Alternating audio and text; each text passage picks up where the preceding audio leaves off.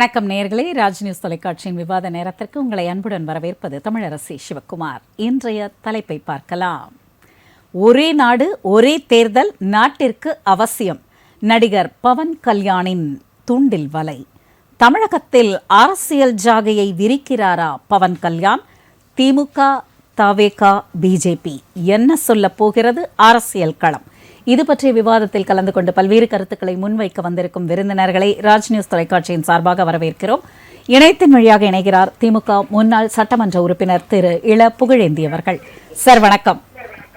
அனைவருக்கும் வணக்கம். அடுத்ததாக பிஜேபியிலிருந்து திரு தூத்துக்குடி செல்வம் அவர்கள். சார் வணக்கம். அடுத்ததாக அரங்கிற்கு வந்திருக்கும் நமது உரிமை காக்கும் கழகத்தின் திரு செங்கை பத்மநாபன் அவர்கள். சார் வணக்கம்.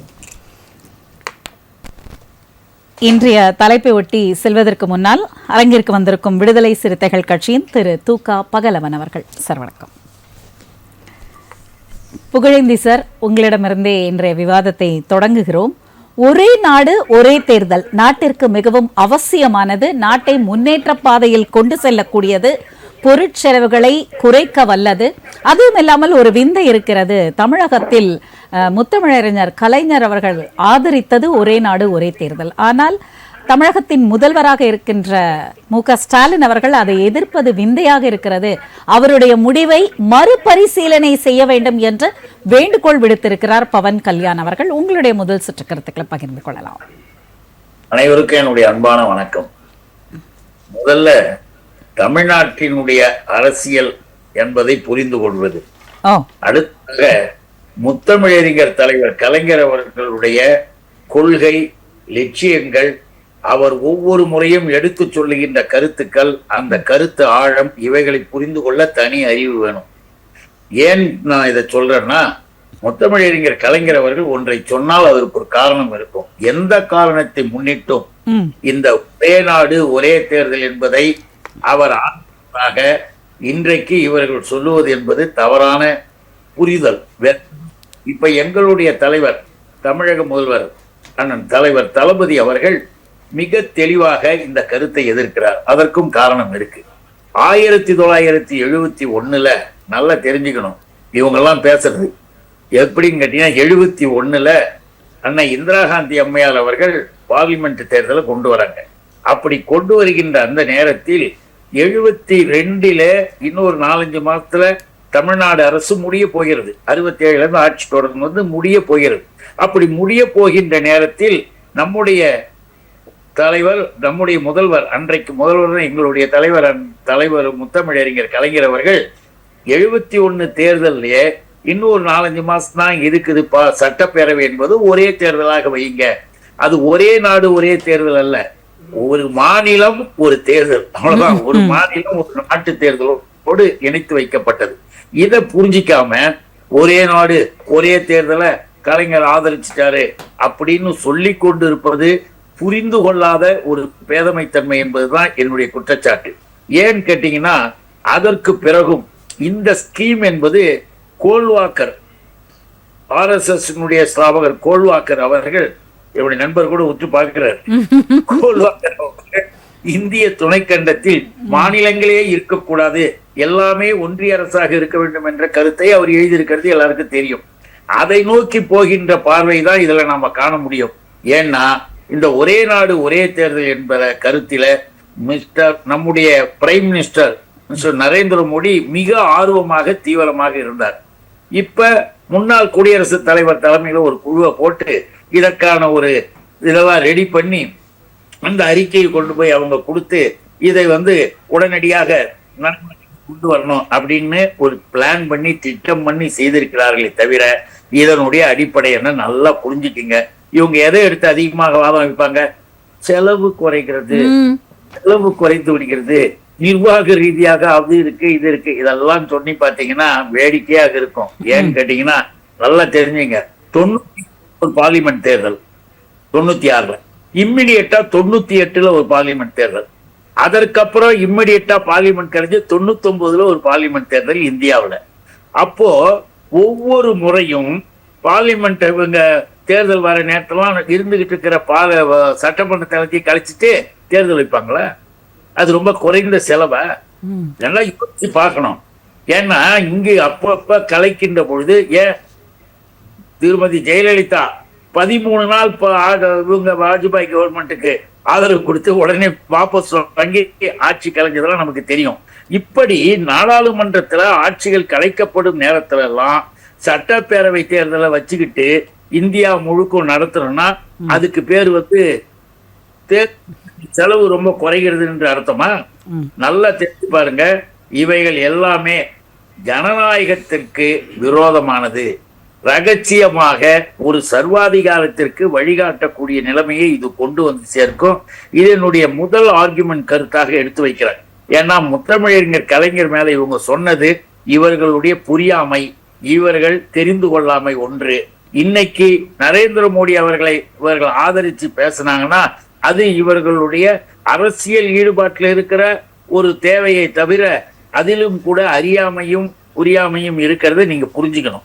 இந்த நாட்டுக்கு, இந்திய துணைக்கண்டத்திற்கு இப்படிப்பட்ட இந்த ஒரே நாடு ஒரே தேர்தல் என்பது மிகப்பெரிய கேட்டினை விளைவிக்கும். மிகப்பெரிய அளவிற்கு நிர்வாக செலவுகளை அதிகரிக்கும். இன்னும் கேட்டீங்கன்னா இன்றைக்கு இருக்கிற நவீன விஞ்ஞான உலகத்துல அந்த ஓட்டு மிஷினையே கண்டுபிடித்த இவிஎம் அந்த மிஷினையே கண்டுபிடித்த ஜப்பான்ல அமெரிக்காவில இப்ப மறுபடியும் ஓட்டு சீட்டு வந்துடுச்சு. இன்றைக்கு இவர்கள் இங்க வைச்சுக்கிட்டு இருக்கிற இந்த இயந்திரங்கள் கூட போதுமான அளவிற்கு எங்குமே இவர்கள் நோக்கி போய்கொண்டிருக்கிறார்கள். இவர்கள் இந்தியா முழுவதும் ஒரே நேரத்திலே பாதுகாப்பை பலப்படுத்த போகிறார்களா? எதுவுமே இல்லை. இவர்களுடைய நோக்கம் என்பது மறைமுக சர்வாதிகாரம். அதுதான் என்னுடைய கருத்து. சரிங்க சார், தொடர்ந்து பேசுவோம். செல்வம் சார், நீங்க சொல்லுங்க. அதாவது ஒரே நாடு ஒரே தேர்தல் என்பது ஜனநாயகத்திற்கு எதிரானது. அது மட்டுமில்லாமல் சரியான புரிதல் இல்லாமல் எடுத்து வைக்கப்படுகின்ற கருத்துக்கள் ஏற்புடையதாக அல்ல. இதுதான் சாருடைய முதல் சுற்று கருத்து. உங்களுடைய கருத்துக்களை பதிவு செய்யுங்க.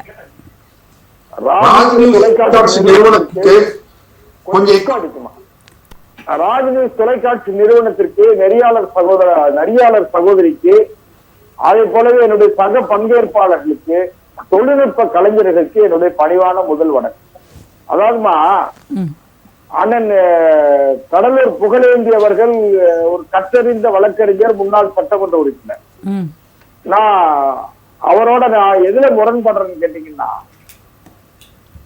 அறிவு சார்ந்த விஷயங்களை சிந்திக்கிற அவரு இன்றைக்கு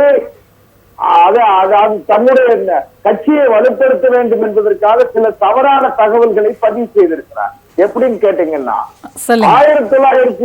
1971 அம்மையார் இந்திரா காந்தி அவர்களோடு சேர்ந்து டாக்டர் கலைஞர் அவர்களும், அன்றைக்கு முதலமைச்சராக இருந்த கலைஞர் அவர்களும் ஆட்சி அரசியலுக்கு அது ஒரே தேர்தல வச்சாங்க. ஒரு வருஷத்துக்கு முன்னால வச்சாங்கன்னு சொன்னாங்க. அதை படாமலும் ரொம்ப லாபகமா கடந்து போயிட்டார். அது இல்ல ஒரு முக்கியமான விஷயம் என்னன்னு கேட்டீங்கன்னா, 1952 முதல் பொது தேர்தலில் இருந்து 1967 வரை ஒரே நாடு ஒரே தேர்தல் என்பதுதான் இருந்தது நடைமுறையில. 1969 அன்றைக்கு காங்கிரஸ் கட்சி இரண்டாக பிளவுபட்டது. இண்டிகேட் சிண்டிகேட் என்று ரெண்டு காங்கிரஸ்ல பிளவு ஏற்பட்டது. அது போக அன்றைக்கு நடந்த குடியரசுத் தலைவர் தேர்தல்ல காங்கிரஸ் கட்சியினுடைய அதிகாரப்பூர்வ வேட்பாளர் நீலம் சஞ்சீவரைக்கு எதிர்த்து வி.வி. கிரி என்கிற போட்டி வேட்பாளரை அம்மையார் இந்திரா காந்தி அவர்கள் போட்டி வேட்பாளராக நிறுத்தினார். டாக்டர் கலைஞர் அவர்களும் அம்மையார் இந்திரா காந்தியோடு சேர்ந்து வீரர் சஞ்சீவரைக்கு எதிராக வி.வி. கிரி ஆதரித்து ஓட்டு போட்டு ஜெயிச்சாங்க. ஒண்ணு, அன்னைக்கு அம்மையார் இந்திரா காந்தி அவர்களுக்கு ஏற்பட்ட அரசியல் நெருக்கடிகளின் காரணமாக அதை போலவே திமுகவுக்கு அன்னைக்கு ஒரு நெருக்கடி இருந்தது. என்ன நெருக்கடின்னு கேட்டீங்க? ஆமா, என்ன நெருக்கடின்னு கேட்டீங்கன்னா, மக்கள் தலைவர் எம்ஜிஆர் அவர்களுடைய செல்வாக்கு, எம்ஜிஆர் அவர்களுக்கும் கலைஞர் அவர்களுக்கும் இருந்த மோதல், இதெல்லாம் சேர்ந்து என்ன ஆச்சுன்னா, அம்மையார் இந்திரா காந்தி அவர்கள் 72 நடக்க வேண்டிய சட்டமன்ற நாடாளுமன்ற தேர்தலை ஒரு வருஷத்துக்கு முன்னாலே 71 வச்சாங்க. கலைஞர் அவர்களும் 72 நடக்க வேண்டிய சட்டமன்ற தேர்தலை அம்மையார் இந்திரா காந்தியோடு சேர்ந்து இந்தியாவின் ஒரு குழப்பமான அரசியலுக்கு, தேர்தல் அரசியலில் ஒரு குழப்பத்தை ஏற்படுத்திய மிகப்பெரிய தவறை செய்தது அம்மையார் இந்திரா காந்தி. அதுக்கு துணை போனது யாருன்னா திமுக தலைவர் டாக்டர் கலைஞர் அவர்கள். சரிங்க சார், குறுக்கிடுவதற்கு மன்னிக்கவும். சற்று முன்னதாக அரங்கிலே நம்முடன் இணைந்து இருக்கிறார் தமிழக வெற்றி கழகத்தின் திரு ஜலீல் அவர்கள். அவரை வரவேற்கிறேன் சார். வணக்கம். உங்களோட கருத்தை தொடருங்க. அதாவது அப்ப திமுக தலைவர் டாக்டர் கலைஞர் அவர்கள் தான் இந்தியாவினுடைய தேர்தல் அரசியலை, தேர்தல் நடைமுறையை ஒரு சிக்கலாற்றிய மிகப்பெரிய குற்றத்தை செய்தது காங்கிரஸ் கட்சி. அதுக்கு துணை போனது டாக்டர் கலைஞர். அதை ஒரு லாபகமா மறைச்சிட்டு போயிட்டார். அது போக 1975 மிசைல் என்கிற ஒரு சட்டம் வரும்போது, அன்னைக்கு இன்னும் கூட ஒரு செய்தியை நான் சொல்லணும். அன்னைக்கு மிசா சட்டம், அதாவது maintenance of internal security act என்கிற அந்த மிசா சட்டம் அறிமுகப்படுத்தப்பட்ட பொழுது கலைஞர் அதை எதிர்த்தார். கலைஞரிடத்தில் அம்மையார் இந்திரா காந்தி ஒரு கோரிக்கை வைத்தார்கள். என்ன வச்சாங்க தெரியுமா? உங்களுக்கு 1 வருஷம் எக்ஸ்டென்ஷன் தாரேன். எது 1976 நடக்க வேண்டிய சட்டமன்ற தேர்தலை நான் ஓராண்டு காலம் நீட்டித்து தருகிறேன். நீங்கள் 20 வருஷ திட்டத்தை ஆதரிக்க வேண்டும். மிசா சட்டத்தை நீங்கள் ஆதரிக்கணும். கொடுங்கோல் சட்டத்தை நீங்க ஆதரிக்கிறது தயாரா இருந்தா நான் 1 வருஷம் நீட்டிப்பு தரேன்னு சொன்னாங்க. அதுல அவங்களுக்குள்ள முரண்பாடு வந்தது. அன்றைக்கு 1976 ஜனவரி 30ஆம் தேதி திமுக அரசு கலைக்கப்பட்டது. அதுக்கு பிறகு கேளுங்க சகோதரி, 1977 சட்டமன்ற தேர்தல் நடந்தது. நான் எதுக்காக ரொம்ப வரலாறா சொல்றேன் நீங்க நினைக்காதீங்க. இல்ல சொல்லுங்க, பல்வேறு தரவுகளை முன்னிறுத்தி உங்களோட கருத்துக்களை நீங்க பதிவு செய்றீங்க. இல்ல இன்னும் இந்த தேர்தல் அரசியல் ஏற்பட்ட குளறுபடிகளுக்கு முழுக்க காரணம் காங்கிரசும் திமுகவும் தான், கலைஞரும் தான். அதனால ஒரு நாடு ஒரே தேர்தல் என்பது என்னன்னு கேட்டீங்கன்னா, தேர்தல் இந்தியாவுல ஒரு திருவிழாவாக ஆகிவிட்டது. அது குறிப்பாக பாத்தீங்கன்னா தமிழ்நாட்டுல நாடாளுமன்ற தேர்தல் முடிஞ்சுட்டா, சட்டமன்ற தேர்தல் முடிஞ்சுட்டா, மாநகராட்சி தேர்தல் முடிஞ்சுதா, பேரூராட்சி தேர்தல் முடிஞ்சுதா, அதுக்கு பிறகு நகராட்சி தேர்தல், கிராமப்புற தேர்தல், இப்படி பல கட்டங்களாக ஒரு தேர்தல் வைத்தால் 5 ஆண்டுகளும் தேர்தலை மட்டுமே கண்டித்துக் கொண்டு பிரச்சாரங்கள் மட்டுமே செய்து கொண்டு தேர்தல் சகோதரர் ஒரு செய்தியோட முடிச்சிடறேன். தேர்தல் வந்துச்சுன்னா என்ன ஆகும் கேட்டீங்கன்னா, 3 மாசத்துக்கு முன்னால கோட் ஆஃப் கான்டக்ட் வந்து கோட் ஆஃப் கான்டக்ட் வந்துருச்சுன்னா 3 மாசம் அரசு நிர்வாகம் செயல்பட முடியாது, புதிய திட்டங்களை போட முடியாது, அதிகாரிகள் வேறு வேலை பார்க்க முடியாது. அப்ப என்னன்னு கேட்டீங்கன்னா 5 தேர்தலை 5 வருடம் சந்திச்சீங்கன்னா 15 மாசம் ஏறக்குறைய ஒரு 1.5 வருடங்கள் வந்து இந்த அரசு நிர்வாகம் முடங்கி போயிடும். அரசு அதிகாரிகள் வேறு வேலையை பார்க்க முடியாது. அதனால இவங்க என்னன்னு கேட்டீங்கன்னா, இவங்க சௌரியத்துக்கு திமுக எப்பவுமே அப்படின்னு கேட்டீங்கன்னா, மிசாட் சட்டத்துல 453 பேர் அடிபட்டு சித்திரவதைப்பட்டார்கள். 4 பேர் ஜெயில இறந்து போனாங்க. சிட்டிபாபு என்கிற ஒரு நாடாளுமன்ற மாநிலங்களவை உறுப்பினர், ராஜ்யசபா உறுப்பினர் மிசால அடிபட்டு செத்து போயிட்டாரு. இன்றைய முதலமைச்சர் திரு மு.க. ஸ்டாலின் அவர்களை அடித்து சித்திரவதைப்படுத்தினார்கள். முன்னாள் அமைச்சர் ஆற்காடு வீராசாமி அவர்களை அடித்து காயப்படுத்தி காது போச்சு. முரசொலி மாணவன் மிக உடல்நிலை பாதிக்கப்பட்டது மிசாலா. சாத்தூர் பாலகிருஷ்ணன் என்கிற ஒரு திமுக தொண்டை செத்து போயிட்டான். அதனால அதுக்கு 2.5 வருஷத்துக்குள்ளமா 2.5 வருஷம் தான், 2.5 வருஷத்துக்குள்ள நேரின் நகரே வருகை நிலையான ஆட்சி தருங்க. இவங்களுக்கு ஒரே நாடு ஒரே தேர்தல் இல்ல, ஒரே ஒரு 2 கட்சிகளை முன்வைத்துதான் உங்களோட குற்றச்சாட்டுகளை நீங்க பதிவு செய்வீங்க. இவங்களுக்கு பதவி இல்லாமல் இருக்க முடியாது. பதவிக்காக என்ன வேணாலும் பண்ணுவாங்க. வெள்ளை கொடி தூக்குவார்கள். யார் அந்த தம்பி என்று நாங்கள் கேட்டால் உடனடியாக டெல்லிக்கு பயணமாவார்கள். டெல்லியில போய் நிதி ஆயோக் கூட்டத்துல 4 வருஷம் கலந்துக்கிறார் முதலமைச்சர் என்று கலந்து கொள்வார். அது போக தனியாக பிரதமர் இடத்துல தனியாக 5 நிமிடம் பேசுவார். இதெல்லாம் எப்ப நடக்கும் கேட்டீங்கன்னா, இவர்களுடைய பதவிக்கு ஆபத்து வருகிற பொழுதெல்லாம் இந்திய ஜனநாயகம் பாதுகாக்கப்படும் என்கிற குற்றச்சாட்டை நான் திமுக மீது வைத்து சரிங்க சார். ஓகே பகலவன் சார், நீங்க சொல்ல, அதாவது ஸ்திரமான ஆட்சி வேணும் அப்படின்னா, ஒரு அரசியல் நல்ல ஆட்சி வேணும் அப்படின்னா ஒரே தேர்தல் தான் இதற்கெல்லாம் இலக்கு.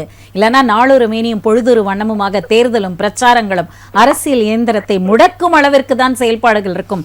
அது மட்டும் இல்லாமல் எவ்வளவோ தரவுகளை எல்லாம் முன்னெடுத்து மிகவும் காட்டமாக தன்னுடைய கருத்துக்களை முன்வைத்திருக்கிறார். உங்களோட கருத்துக்கள்?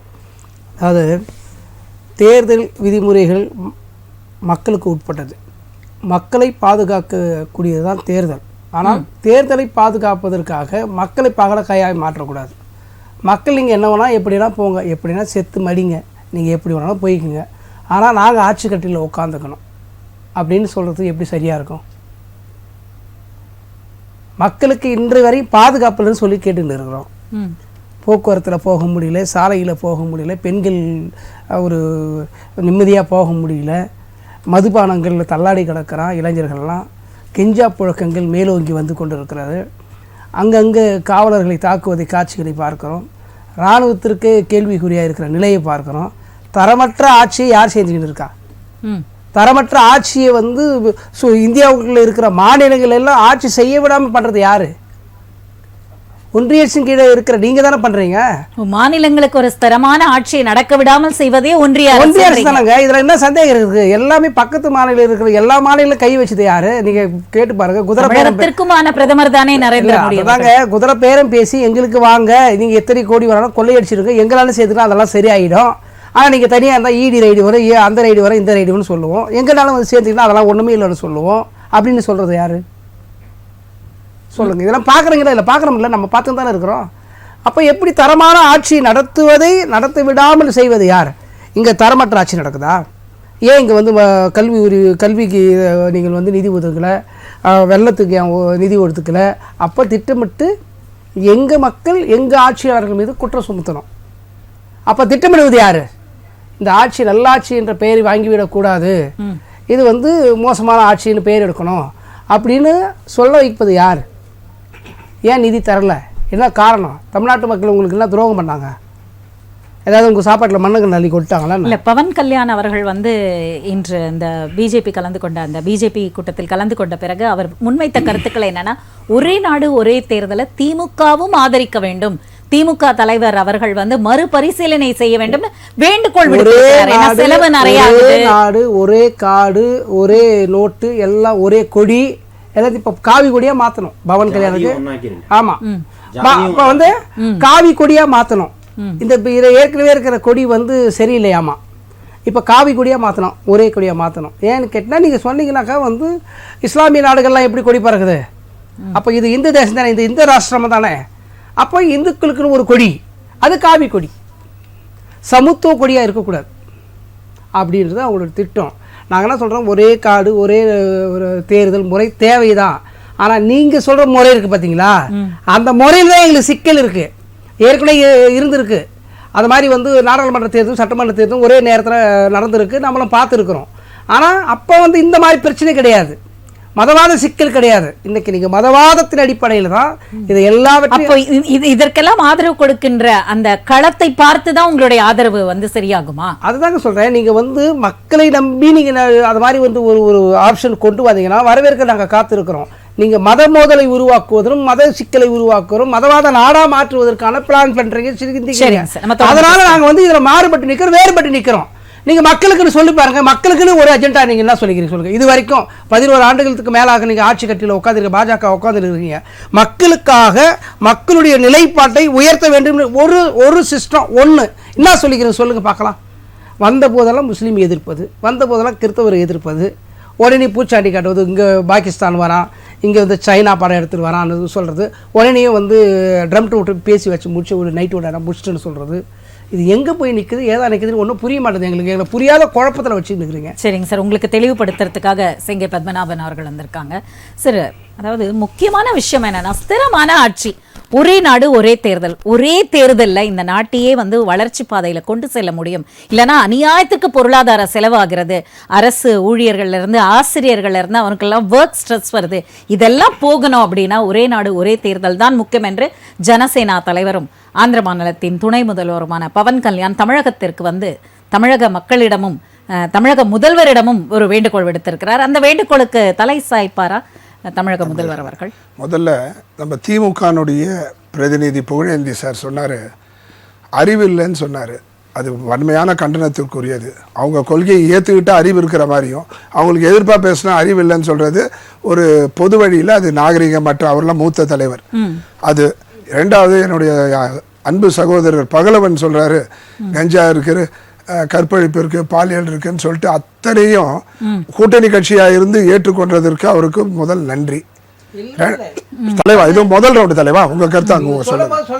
இல்ல நீங்க சொன்ன ஒண்ணு இல்ல, நீங்க உங்க நேரம் வரும்போது தைரியம் சொல்லுங்க. தமிழகத்துல சொன்னீங்களா அப்படின்றது அவரோட கேள்வியா இருக்குது. கஞ்சாவை பிடிக்கிறது சென்ட்ரல் கவர்மெண்ட் வந்து பிடிப்பாங்க, பாலியல் குற்றவாளி வந்து சென்ட்ரல் கவர்மெண்ட் பிடிப்பாங்க, உங்க வீட்டை திருடுறத வந்து சென்ட்ரல் கவர்மெண்ட் பிடிப்பாங்க. என்னங்க ஆமாங்க, நீங்க அதே மாதிரி சொல்லிட்டு தெரியுங்க. உங்க தலைவர்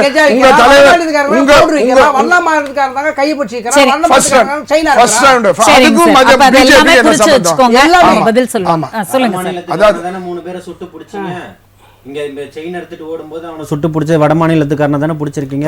வட மாநிலத்தினுடைய காரணனுடைய அட்டூழியம் தானே இங்க அதிகரிச்சிருக்கு. வட மாநிலத்துல உள்ளவர்களை கட்டுப்படுத்துறதுக்கு நீங்க கண்டிப்பா குறுக்கிட்டு உங்களோட கருத்துக்களை பதிவு செய்வது ரொம்ப முக்கியம் தான். ஆனா ஒரு தப்பு இல்ல. அதாவது நான் என்ன சொல்றேன், ஜலீல் சார் கொஞ்சம் ஆர்வ கோளாறுல பேச வேண்டாம். இல்ல ஆர்வ கோளாறுலாம் இல்ல, அத நீங்க முதல்ல அரசியல்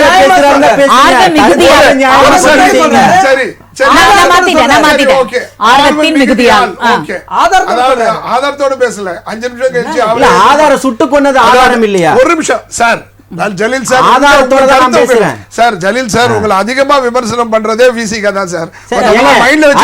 இங்க பாருங்க, கருத்துரிமை எல்லாருக்குமே இருக்கு, விமர்சனம் இருந்தா தக்க பதிலடி எங்கள்கிட்ட இருக்கு. புரியுதுங்களா? அதனால நீங்க எடுத்தன் கவுத்தன் நம்ம எல்லாத்தையும் விட்டுட்டு ஒரே நாடு ஒரே தேர்தல் பவன் கல்யாண் என்ன சொல்றாரு அத பத்தி போலாம். இப்போ செலவினத்தை பத்தி பேசினாங்க. ஒரு தேர்தல் நடந்தா ஒரு 10,000 கோடி, மாநில அரசுக்கு ஒரு 7,000 கோடி, மாநில தேர்தல் நடந்தா ஒரு 1,000 கோடி, ஏறத்தாழ 20,000 கோடி.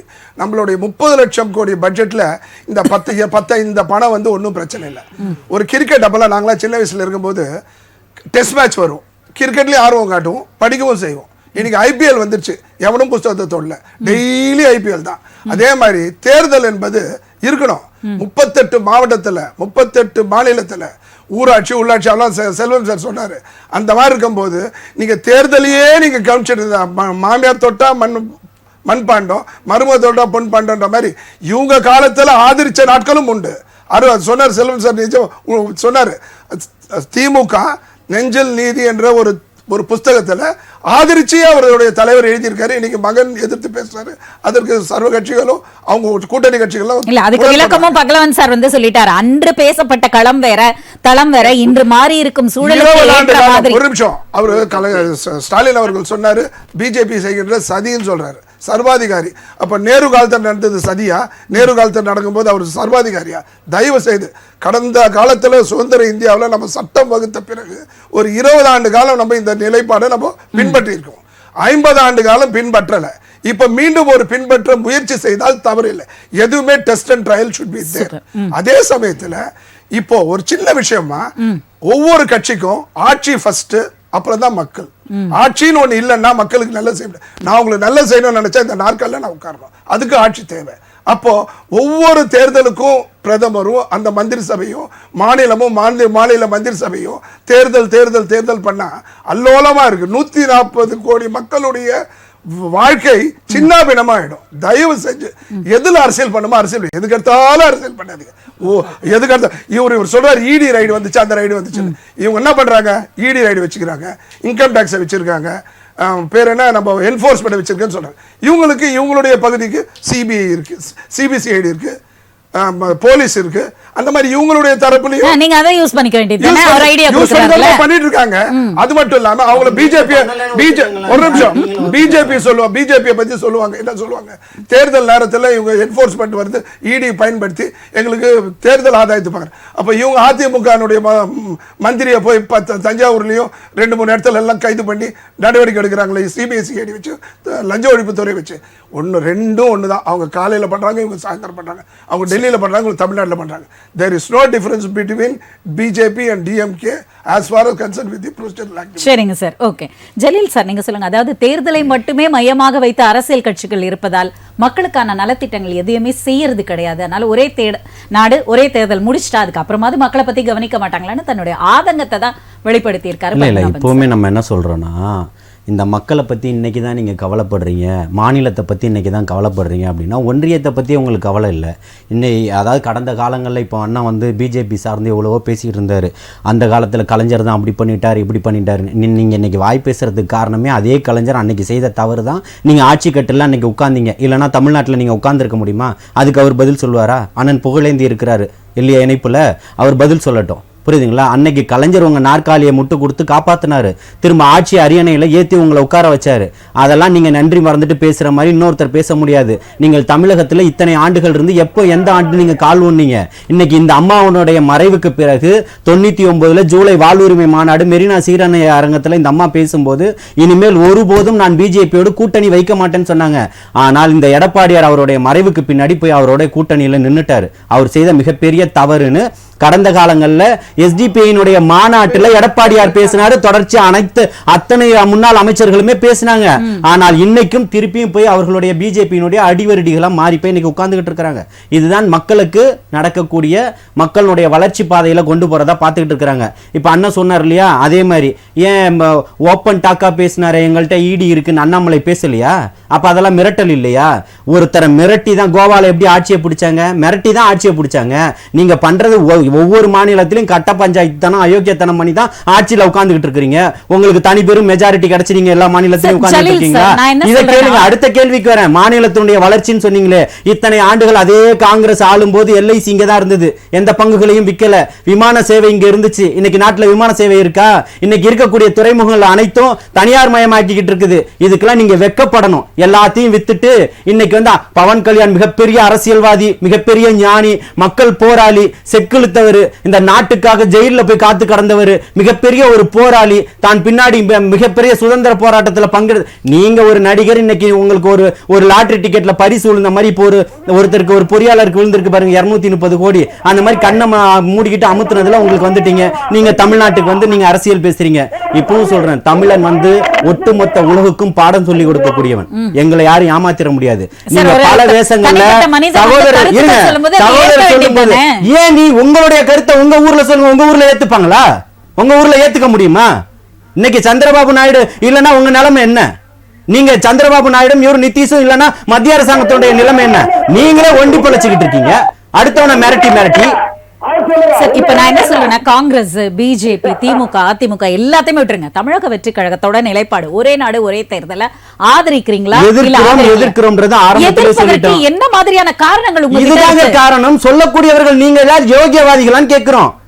பொருட்செலவாகிறது, ஆசிரியர்கள், அரசு ஊழியர்கள். நான் என்ன கேட்கிறேன்னா, இத்தனை ஆண்டுகளை காப்பாத்தின இந்த விமானங்கள் எங்க? இங்க துறைமுகம் இருந்தது எங்க? மக்களுடைய பெரிய பெரிய நிறுவனங்கள் இங்க இருந்தது, பொதுத்துறை நிறுவனங்கள் இருந்தது, அதெல்லாம் எங்கன்னு கேட்கிறோம். அப்ப ஆட்சியாளர் தெரியாம நீங்க கோமாளித்தனமா எல்லா வேலையும் பண்ணிக்கிட்டு இருக்கீங்கன்னு சொல்றோம். அதுக்கு பதில் சொல்லுங்க. இருக்கக்கூடிய அத்தனைக்கும் இருக்கக்கூடிய விவசாய நிலங்களை பறிப்போம், விவசாயிகளை அடிப்போம், ஓட விடுவோம். உங்க ஆட்சியில தானே இப்போ விவசாயிகள், அன்னைக்கு விவசாயிகள் புரட்சி எழுந்துச்சு.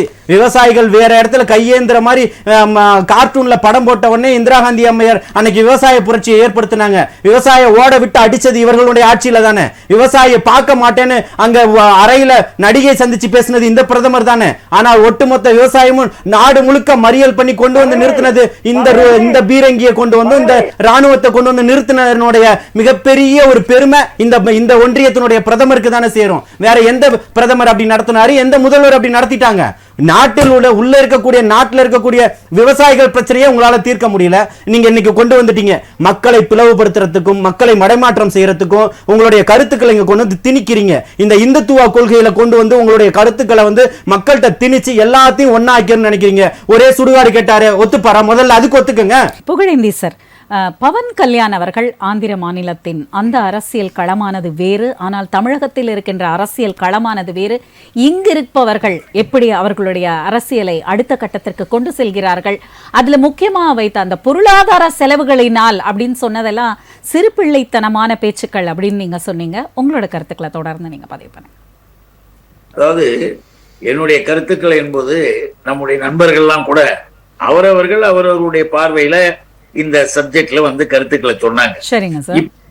அதை பற்றி நாம என்ன கேட்கிறோம்னா, நான் யாரையும் குறைத்து பேசல. ஒரு நண்பர் சொன்னாரு நான் அறிவற்றவர்கள் சொன்னேன். அப்படி அல்ல. அறியாமை வயப்படக்கூடாது, புரியாமை பேசக்கூடாது, புரியாமல் அப்படின்னு தான் சொன்னா அதை அவர் தவறாக எடுத்துக்கிட்டார். ஒன்று இங்க குறிப்பிட விரும்புறேன், இந்த தேர்தல் சம்பந்தமா தான் இந்த தலைப்பு இல்லையா? நான் அதை சொன்னேன், இந்த தேர்தல் சம்பந்தமா வருகின்ற பொழுது நோக்கம் என்ன, எதையும் ஒரு அரசு செய்தால் ஒரு கமிட்டி போட்டாங்க, உடனே அந்த அறிக்கையை வாங்கினாரு பிரைம் மினிஸ்டர் நரேந்திர மோடி. அதை அடுத்தது மந்திரி சபையில வச்சாரு. அதெல்லாம் நடந்தது நமக்கு தெரியும். அமைச்சரவையில வச்சு இப்ப முடிவு பண்றாங்க. நாம என்ன சொல்றோம்னா, நோக்கம் என்ன, காரணம் என்ன, இப்ப என்ன அவசியம். இவ்வளவு நாட்கள் இந்திய துணைக்கண்டத்தில் நடைபெற்றிருக்கிற தேர்தல் முறைகள், இந்த தேர்தல் முறைகள் சட்டமன்றம், உள்ளாட்சி தேர்தல்கள் எல்லாம் தான் நிறைய நடந்துகிட்டு இருக்கு. ஒழுங்கா முறையாக மக்கள் பார்த்துக்கிட்டு இருக்கிறோம். அப்படி செய்து கொண்டிருக்கின்ற பொழுது யூனியன் கவர்மெண்ட், ஒன்றிய அரசு தன்னுடைய கடமையாக செய்ய வேண்டிய பணிகளை ஒழுங்கா செய்தா போதும். அதை விட்டுட்டு தேவையில்லாமல் ஒவ்வொன்றிலும் அரசியலமைப்பு சட்டத்துல அது சம்பந்தமாக மாநில உரிமைகள்ல, மொழி உரிமைகள், எல்லா வகையிலுமே சம்பந்தம் இல்லாமல் தலையிட்டு தேவையில்லாத பிரச்சனைகளை உருவாக்குவது. இதுல இருந்து என்ன தெரியுதுன்னா, திசை திருப்புகின்ற விதமாக அவர்களுடைய நோக்கம், அவருடைய காரணம் நான் ஏற்கனவே கேட்டேன். இப்ப ஒண்ணு இல்ல, இப்ப நம்முடைய அரசு நடந்துகிட்டு வருது. நம்முடைய அரசு இப்ப தேர்தல் வருகிற 2029 தேர்தல் வரும் இல்லையா? இப்ப நடக்கிற பார்லிமெண்ட் 2029 முடியும். அப்ப 2029 வரையில் இப்ப 26 நடைபெற வேண்டிய தேர்தலை தடுத்து நிறுத்தினாங்கன்னா, அப்ப அந்த 4-5 வருடங்களும் இவர்கள் பிரசிடென்சி ரூல் என்கின்ற அளவில் கவர்னர் ரூலை கொண்டு வர இதை சொன்னோம். இதைத்தான் நான் இங்க குறிப்பிடுறேன். இருக்க வேண்டியதை நீங்க கற்பனையில யூகத்துல பேசணும்னு சொல்லல. இவர்கள் இதை நிறைவேற்றினால் என்ன நடக்கும்? மக்களாட்சி என்பது மறைந்து மக்களாட்சி தோன்ற வேண்டிய இடத்தில இவர்கள் பிரசிடென்சி ரூல் என்ற பெயர்ல எப்படி வரும்? அப்பயும் ஜனநாயக கடமையா தானே மக்கள் 140 கோடி மக்கள் தானே வாக்களிக்க போறாங்க. எதிர்கட்சிகள் ஆளுகின்ற பூச்சி காமிச்சுட்டே இருந்தா என்ன அர்த்தம்? அரசு பிரச்சனைகளை கொண்டு ஆட்சிகளை கலைத்து இந்த ரூல்ஸ மாத்தி, ஒரே நாடு ஒரே தேர்தல், அப்புறம் ஒரே கொடி, அப்புறம் ஒரே மதம். இதுக்கு சம்பந்தமே இல்லையா சார்? ஒரே மொழிக்கு, ஒரே கொடிக்கும் ஒரே தேர்தலுக்கு என்ன சம்பந்தம் இருக்கு? இப்படியே பயமுறுத்தாதீங்க சார் மக்களை. ஒரு நல்லது நடக்கட்டும், நிர்வாக முன்னேற்றம் வரட்டும். நீங்க பேசுறது அவர் கேட்கலன்னு நினைக்கிறேன். நானு இதான் ஒரு நண்பர் செல்வம் அவர்கள் கூட மக்கள் தலைவர் எம்ஜிஆர் அவர்களுடைய நிலையெல்லாம் சொல்லி 71 இந்திரா காந்தி அம்மையார் அதெல்லாம் சொன்னாங்க. 71 தேர்தல்ல மக்கள் தலைவர் எம்ஜிஆர் முத்தமிழறிஞர் கலைஞர் அவர்களால் அறிவிக்கப்பட்ட ஒரு கேண்டிடேட்டாக நின்று அவரும் வெற்றி பெற்றவர் தான். அவரும் வாக்கு கேட்டு உதயசூரியனுக்கு வாக்கு கேட்டவர் தான். அதை நம்ம புரிஞ்சுக்கணும். அதற்கு பிறகு நடைபெற்ற 72 தான் அதிமுக பிரிந்து போகிறது. ஆக அதுக்கும் இதுக்கும் எப்படி அழகா யூகமா கதை எழுதுறாங்க பாருங்க. கதை ரொம்ப அழகாக எழுதுகிறார். ஆனா உண்மையை நான் சொன்னேன், இருக்கிற நிலைமை இந்த நிலைமையில நாம எல்லாவற்றிலும் குறை சொல்வது, எடுத்து சொல்வது என்பதெல்லாம் வேறு. ஆனால் நடைமுறைக்கு என்ன சாத்தியம்? அரசியலை பேசி பேசி இவங்க பாட்டுக்கு ஒண்ணா சொல்லிக்கிட்டே போகக்கூடாது. அதுக்காக தான் சொன்னேன். இன்னும் கூட பிடிக்க விரும்புறேன். என்ன தெரியுமாமா? திமுக, திராவிட முன்னேற்ற கழகம், ஏன்னா நண்பர் தான் சொன்னாங்க, நம்ம இளவரசர்கள் தான் சொன்னாங்க, அவங்க பதவிக்காக அப்ப போயிட்டாங்க, பதவிக்காக இதை மாத்திர செல்ஃப் கான்ட்ரடிக்ஷன், அவங்களுக்கு சுய முரண்பாடு. இந்த விவாதத்திலேயே சுய முரண்பாடு பாருங்க. மிசா வந்த நேரத்தில் அதை எதிர்த்து போரிட்டது திராவிட முன்னேற்ற கழகம். உங்களுக்கு இதை நீங்க ஒப்புக்கொண்டீர்கள் என்றால் உங்களுக்கு மேலும் நீட்டித்து தருகிறோம் என்ற பொழுது பதவியும் வேண்டாம், அதிகாரமும் வேண்டாம், நாங்கள் ஜனநாயகத்திற்கு விரோதமாக இருக்கிற இந்த சட்டத்தை ஏற்றுக்கொள்ள மாட்டோம்னு அந்த பதவி வருகிற நிலையை கூட தூக்கி போட்டுட்டு எதிர்த்து இன்றைய முதலமைச்சர் எங்களுடைய தலைவர் அண்ணன் தளபதி 1 வருட காலம் திருமணமாகி 3 மாதத்தில் அவரை கைது வைக்கின்ற பொழுது கூட எழுதி கேட்டாங்க, ஒரு கடிதத்தை கொடுத்துட்டு போங்கன்னு. உயிரை விட்டாலும் விடுவோம், எங்கள் கொள்கையை விட மாட்டோம் என்று சத்திய ரூபமாக அன்றைக்கு பேசியது எங்களுடைய தலைவர் அண்ணன் தளபதி. எதுக்கு இதை சொல்ற? இல்லம்மா, இல்ல, இதை நீங்க புரிஞ்சுக்கிறத பதிவு பண்ண விரும்புற. இப்படி பதவி பட்டம் இவைகளுக்காக திமுக இன்றைக்கு விட்டு கொடுத்தது கிடையாது. அதை நான் புரிஞ்சுக்கணும். எல்லா வகையிலையுமே தமிழ்நாட்டில் தமிழ் மொழிக்கு, தமிழ் மக்களுக்கு நலன் விளைவிப்பதாக இருந்தார். இப்ப பிஜேபி கூட நான் சொல்ல விரும்புறேன், மரியாதைக்குரிய வாஜ்பாய் இருந்தார். இவர்கள் திராவிட முன்னேற்ற கழகம் எங்களுடைய தலைவர் முத்தமிழறிஞர் அந்த உறவு நிலைகள் வருகின்ற பொழுது கூட அவரும், அதாவது பிஜேபியும் அந்த உறவு நிலையை விரும்பி வந்த பொழுதே குறைந்தபட்ச நிபந்தனைகள் 5 குறைந்தபட்ச நிபந்தனைகள் விதித்து அந்த நிபந்தனைகளை ஏற்றுக்கொண்டதற்கு பிறகுதான் கூட்டணி தொடர்ந்தது. அதையும் நீங்க புரிஞ்சுக்கணும். சேது சமுத்திர கால்வாய் திட்டம் உட்பட எல்லா வகையிலையுமே அன்றைக்கு புரட்சிகரமாக பிஜேபி வாஜ்பாய் அவர்கள் அரசியல் பார்வை பார்த்தாரை தவிர இவர்களை போல மத பார்வை எல்லாம் அவர் பார்க்கவில்லை என்றால் அந்த கூட்டணி தொடர்ந்தது. அதுக்கு பிறகு மாறியது. அரசியல் நடக்கிற நடவடிக்கையை எல்லாம் போட்டு குழப்பி இவங்க விருப்பத்துக்கு ஆர்கியூ பண்ணிக்கிட்டு இருக்கிறது தேவையில்லை. ஒரே நாடு ஒரே தேர்தல் என்பது வன்மையாக கண்டிக்கத்தக்கது. இந்தியா ஜனநாயகத்தை நாசம் செய்து மேலும் பல்வேறு ஆயிரக்கணக்கான கோடிகளை செலவு செய்கின்ற அளவிற்கு கொண்டு போய் விட்டுவிடும். ஆகவே அது தேவையில்லாதது என்பதை தெளிவாக பதிவு செய்கிறேன். சரிங்க சார். செல்வம் சார், நீங்க சொல்லுங்க. அதாவது இது பிராக்டிக்கல் பாசிபிலிட்டியே கிடையாது, அதற்கு உங்களுடைய கருத்துக்கள் என்ன? இதெல்லாம் வந்து பேசலாம், ஏட்டு சுரைக்கை கருக்கு. அதாவது நான் என்ன சொல்றேன், 1952 இருந்து 67 வரை இதுக்கு நடைமுறையில இருந்து நீங்க அதை முதல்ல கவனிச்சுக்கணும். அதுக்கு பிறகு நான் ஏற்கனவே பதிவு பண்ண மாதிரி 69 காங்கிரசுக்கு ஏற்பட்ட நெருக்கடி, 71 திமுகவுக்கு ஏற்பட்ட நெருக்கடி, உட்கட்சி நெருக்கடி. அதாவது கலைஞருக்கு எம்ஜிஆருக்கு முரண் வந்து விட்டது. அதை முரண் எடுங்க. ஆனா முதல்ல என்ன திமுக முரண் வந்த பிறகு இல்ல சார், இப்ப இந்த அதாவது அந்த வரலாற்று நிகழ்வுகள்லாம் அப்புறமா இருக்கட்டும். 2025ல 26ல இந்த ஒரே நாடு ஒரே தேர்தல் ஏற்புடையதான் பேசுங்கன்னா வரலாறு தேவையில்லை. அதாவது வரலாறு பத்தி பேசுறதுக்கு வரல. இன்னைக்கு தேவையா? இன்னைக்கு உள்ள காலகட்டத்துக்கு தேவையா? இந்த மண்ணுக்கும் மக்களுக்கும் விரோதமானது, ஜனநாயகத்துக்கு எதிரானது, பொது உடைமைக்கு எதிரானது, அம்பேத்கர் எழுதி தந்த அரசியல் சாசன சட்டத்திற்கு எதிரானது. அதை பத்தி பேசுங்க. ஜலீல் சார், இது ஏற்புடையது என்று சொல்வதற்கு உங்ககிட்ட இருக்கிற ஸ்ட்ராங் கமெண்ட்ஸ் என்ன? ஒரு விஷயம் கேட்டுக்கீங்கம்மா, இந்த நாட்டுல தேர்தல் திருவிழா நடத்தி லஞ்ச பணத்தை அள்ளி தெளிச்சு அதுக்கு பேர் இல்ல விவாதம். அதுக்கு நீங்க தனிப்பட்ட முறையில வந்து ஒரு பேட்டி கொடுத்துட்டு போங்க. விவாதம்ன்றது அதுதான். நீங்க சொல்லக்கூடிய எல்லா கருத்தையும் காது கேட்காம அப்ப பஞ்சு தான் வச்சுக்கிட்டு உட்காரணும். விவாத நேரம் இந்த நிகழ்ச்சியினுடைய பேரு. அப்ப விவாதிக்க கூடாதுன்னு என்ன கூப்பிடாதீங்க. விவாதத்துக்கு தான் வந்திருக்கீங்க. நீங்க சொல்லக்கூடிய எல்லாம் தவறான கருத்தை மக்கள்கிட்ட பதிவு செஞ்சுக்கிட்டு இருக்கீங்க. ஜலீல் சார், அவர் ஏதோ டெக்னிக்கல் இஷ்யூ, அவரோட இது கருத்துக்கள் வந்து அது ஃபுல்லா வரட்டும்.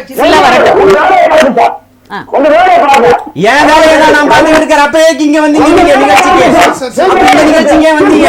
சரிங்க சார், அவரோட கருத்துக்களை நம்ம எடுத்துக்கலாம். கருத்துக்களை சொல்லுங்க. வேலையை பார்க்கல, என் வேலையை பார்த்து தான் வந்திருக்கிறேன். உங்களுக்கு வேற வேலை இருந்தா நீங்க போங்க. சரிங்க சார், நம்ம பர்சனலா எதுவும் நம்ம அஃபன் பண்ணிக்க வேண்டாம். சொல்லுங்க சார். செல்வம் சார், உங்க கருத்துக்களை நீங்க முன்வைங்க. இல்ல கருத்துக்களை சரி கரெக்ட்டெல்லாம் நீங்க பேசுறீங்க. எனக்கு திருப்பி பேச தெரியும். சரி ஜலீல் சார், நமக்கு நேரம் இல்ல. சரிங்க சார், நமக்கு நேரம் இல்ல. அப்பா காலத்துல அரசியல் தான் பாத்துறோம். போராட்டத்தில் நன்றி உரைக்கிறதுக்காக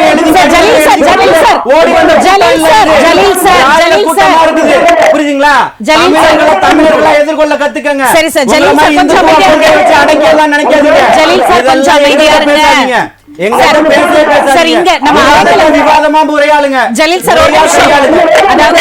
நம்ம இந்த மாதிரி பேசிக்கலாம். அவர் பேசுறது முதல்ல கேட்கட்டும். நமக்கு டெக்னிக்கல் இஷ்யூ வேற இருக்கு. தாக்குதல் வச்சு அதை விட பயங்கரமா என்னால தாக்க முடியும். அதுதான், அந்த மாதிரி வேண்டாம். நம்ம நாகரிகமான வார்த்தைகளை மட்டும் உபயோகப்படுத்தி இந்த விவாதத்துல மக்களுக்கு என்ன போய் சேரணுமோ அதை சொல்லணும். அதான் சரி. சும்மா பொய்யா புழுவுறதுக்கு வந்து ஒரு நிமிஷம் ஜலீல் சார், ஒரே நிமிஷம் அமைதியா இருங்க, அவர் முடிக்கட்டும்.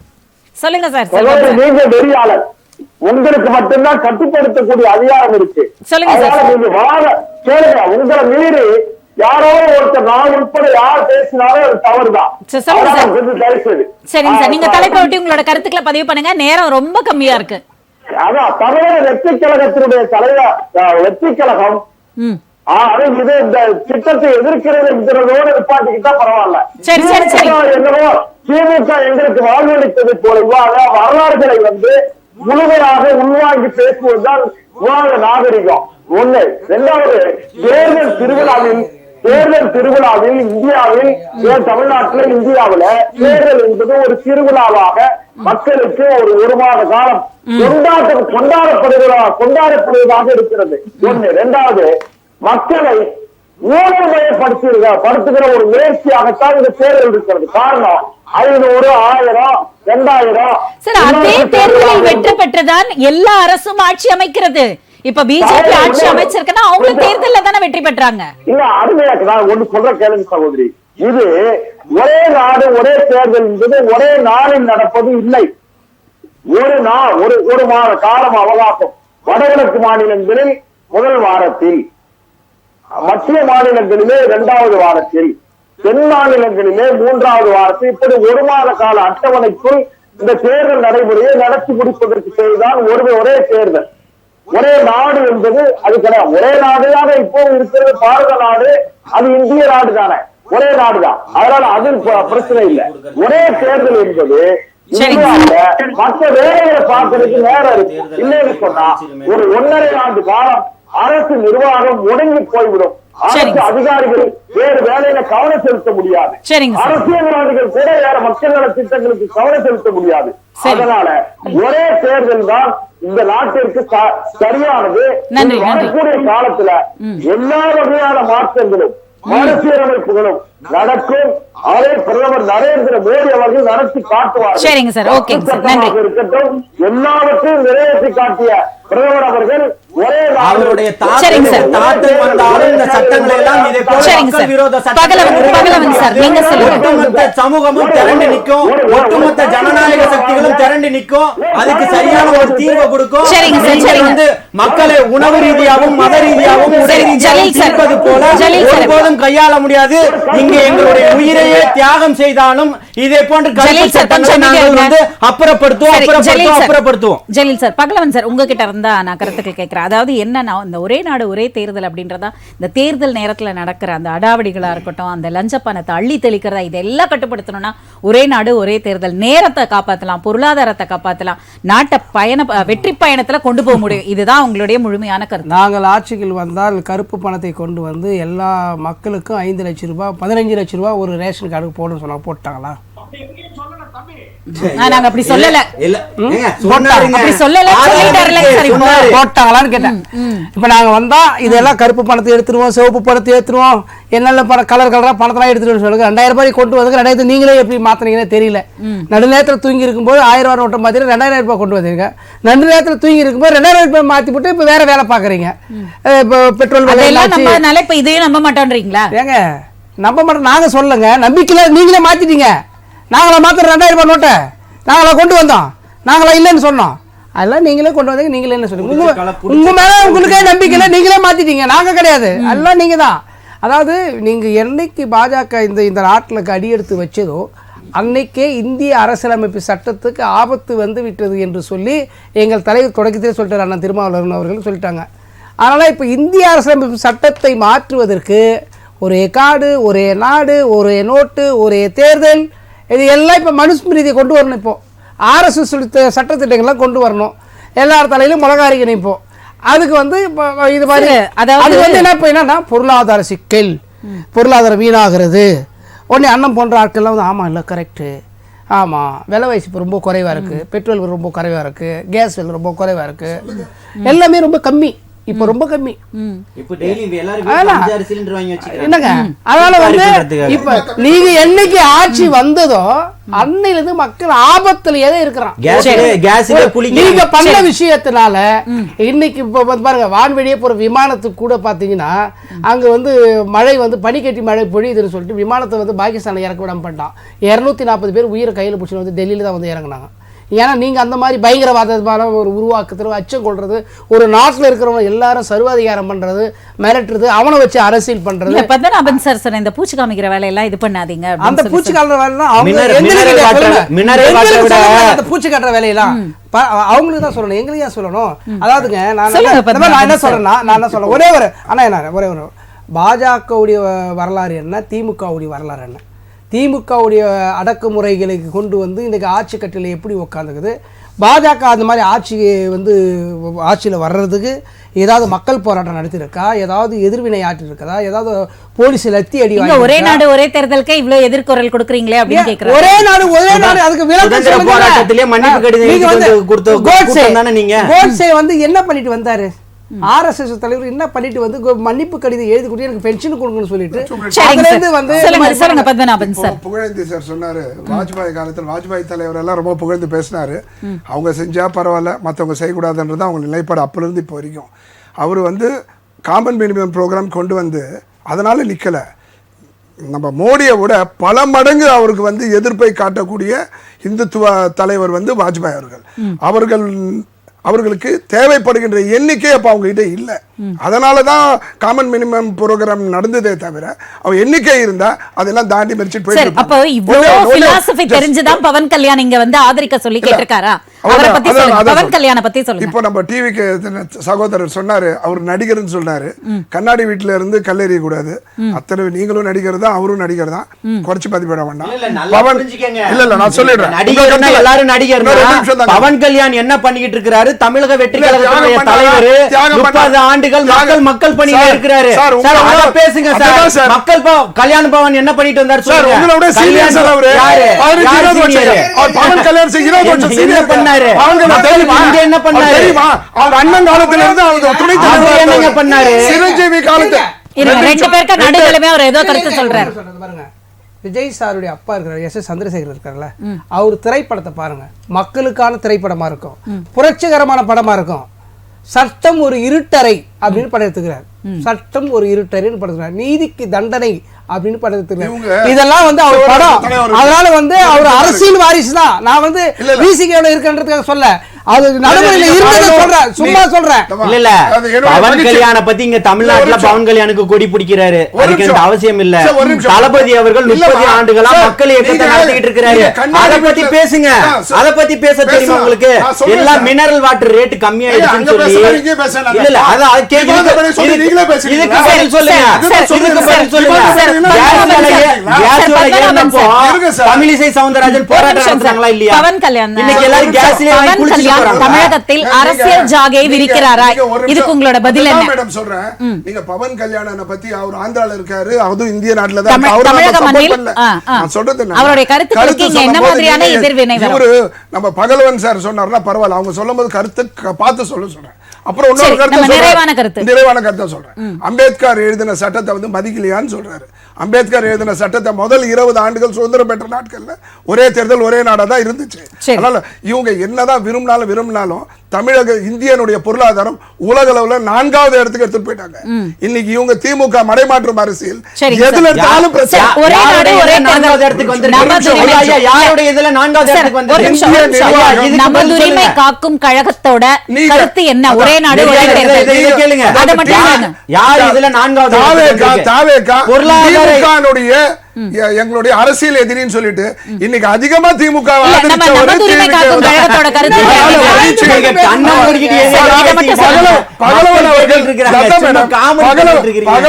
பகலவன் சொல்றாரு. அவர் சொன்ன கருத்தை நான் ஏத்துக்கிறேன். குறைஞ்சபட்சம் ஒரு ஆதரவா திமுக தாவைக்காக பேசியிருக்காரு. அந்த தாவைக்காக நோக்கி போனோம். ஒரே ஒரு செகண்ட் மேடம், பிஜேபி என்ன பேச விட்டாதானே பேச முடியும். அதெல்லாம் வேண்டாம். எனக்கு இன்றைய கருத்து ஒரே நாடு ஒரே தேர்தல். உங்களோட கருத்து என்ன? பிஜேபியை விமர்சனம் செய்து திமுகவை மிகப்பெரிய அளவில் கொண்டாடும் பகலவன் அவர்கள் மக்கள் நல அதெல்லாம் விட்டுருங்க சார். இப்ப நான் கேக்குறது ஒரே நாடு ஒரே தேர்தல். உங்களோட நிலைப்பாடு என்ன? ஒரே நாடு ஒரே தேர்தல் என்பதை முயற்சி செய்வதில் தவறில்லை. நன்றி. நேரம் இல்ல, உங்களோட கருத்து.